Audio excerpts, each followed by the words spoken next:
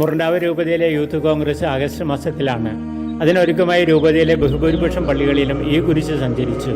ഞങ്ങളുടെ ഗ്രാമപ്പള്ളികളിലേക്കുള്ള കുരിശേന്തിയുള്ള യാത്രയിലെ പ്രധാന ആകർഷണം ഈ മരക്കുരിശ് തന്നെയാണ്. മറ്റുള്ളവരെ ആകർഷിക്കാൻ തക്കമുള്ള സൗന്ദര്യമൊന്നും ഈ കുരിശിനില്ലെങ്കിലും. കൊലയ്ക്ക് കൊണ്ടുപോകുന്ന യേശുവിൻ്റെ അവസ്ഥയെക്കുറിച്ച് യേശയ്യാ പ്രവാചകൻ വരച്ചൊരു ചിത്രമുണ്ട്. അവനെ കണ്ടവർ അമ്പരന്നുപോയി. മനുഷ്യനെന്ന് തോന്നാത്ത വിധം അവന് വിരൂപനായിരിക്കുന്നു. അവൻ്റെ രൂപം മനുഷ്യൻ്റേതല്ല. എന്നിട്ടും ജനകോടികൾ ഇന്നും അവനാൽ ആകർഷിക്കപ്പെടുന്നു. മഡഗാസ്കറിൽ ക്രിസ്തുവിനെ അറിയാത്തവർ പോലും തങ്ങളുടെ കുഴിമാടങ്ങളിൽ കുരിശ് വയ്ക്കാറുണ്ട്. കല്ലറ ഒരു അവസാനമല്ല, മറിച്ച് ജീവിതയാത്രയിൽ ഒരു ജംഗ്ഷനും അതിൽ ഉയർന്നു നിൽക്കുന്ന കുരിശ് ഒരു ചൂണ്ടുപലകയുമാണെന്ന് വിളിച്ചു പറയുന്നത് പോലെ ഇന്ന് പലതരം കുരിശുകളുടെ പേരിൽ ജനങ്ങൾ തമ്മിൽ തല്ലുന്നുണ്ടെങ്കിലും കുരിശുകളുടെ രൂപമോ സൗന്ദര്യമോ ഒന്നുമല്ല ജനങ്ങളുടെ വിശ്വാസം കൂട്ടുന്നതും അവരെ ആകർഷിക്കുന്നതും. മറിച്ച് കുരിശിൽ ക്രൂശിക്കപ്പെട്ടവൻ തന്നെയാണ്. നിരപരാധിയെന്ന് തെളിയിക്കപ്പെട്ടിട്ടും ചന്തമില്ലാത്ത മരക്കുരിശിൽ കള്ളന്മാരുടെ മധ്യേ ജീവത്യാഗം ചെയ്ത നല്ല ഇടയൻ. നിർഭാഗ്യവശാൽ വിശ്വാസമുണ്ടെന്ന് പറഞ്ഞു നടക്കുന്ന പലർക്കും ബലിവസ്തുവിനേക്കാൾ വലുത് ബലിപീഠവും ഉണ്ണീശയേക്കാൾ വലുത് പുൽക്കൂടും യേശുനാഥനേക്കാൾ വലുത് അവിടുത്തെ തറയ്ക്കുവാൻ ഉപയോഗിച്ച കുരിശുമാണ്.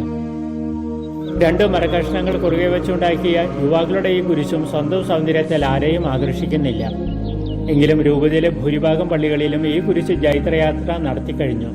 ഈ യാത്ര ചെന്ന് അവസാനിക്കുക ഓഗസ്റ്റ് മാസത്തിൽ നടക്കുന്ന ഞങ്ങളുടെ രൂപതയുടെ യൂത്ത് കോൺഗ്രസിലാണ്. ഈ യാത്രയിൽ 2 ആഴ്ചകൾ കാലം ഞങ്ങളുടെ ബെത്താലത്തല ഇടവകയിലും യുവാക്കളോടൊപ്പം കുരിശ് സഞ്ചരിച്ചു. യാമപ്രാർത്ഥനകൾക്ക് സാക്ഷിയായിക്കൊണ്ട് യുവാക്കൾക്ക് ഉത്തേജനമായി.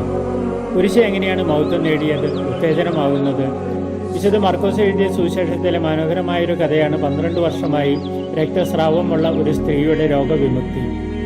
ഈശോയുടെ അങ്കിയുടെ ഒരറ്റം തൊട്ടപ്പോഴേക്കും സൗഖ്യം നേടിയ സ്ത്രീരത്നം. വെറുക്കപ്പെടേണ്ട മരിക്കുരിശിന് ലഭിച്ച സൗഭാഗ്യവും ഇത് തന്നെയാണ്. ചന്ദനഞ്ചാരിയാൽ ചന്ദനം അടക്കുന്നത് പോലെ പരിശുദ്ധിനെ വഹിച്ച് വിശുദ്ധ കുരിശായി മാറി. നമ്മുടെ ജീവിതത്തിൽ കണ്ടെത്തുന്ന സംഭവിക്കുന്ന കുരിശുകളെല്ലാം തന്നെ നമ്മെ ശുദ്ധീകരിക്കുന്നതിന് ഉപകരിക്കണം. സ്വാർത്ഥതയുടെ കുരിശുകൾ യേശുനാഥൻ്റേതല്ല, കള്ളന്മാരുടേതാണ്. ഇതിനുവേണ്ടി തന്നെയല്ലേ നാം വിളിക്കപ്പെട്ടിരിക്കുന്നത്. കുരിശിനെ പോലെ തമ്പുരാനെ തൊട്ട് വഹിച്ച് സൗഖ്യം നേടാൻ, വിശുദ്ധരാകാൻ ഈശോ നമ്മെ അനുഗ്രഹിക്കട്ടെ. മഡഗാസ്കറിൽ നിന്നും ഫാദർ ജോൺസൺ തളിയത്ത്.